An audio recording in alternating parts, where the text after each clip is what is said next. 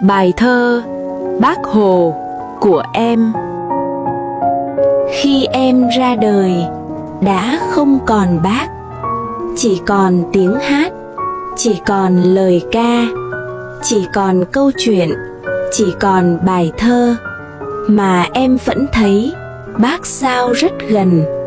5 điều bác dạy mãi còn vang ngân. Bài thơ Bác Hồ của em.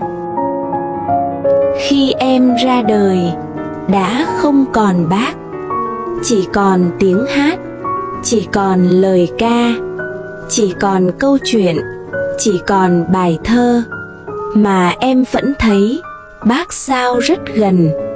5 điều bác dạy mãi còn vang ngân.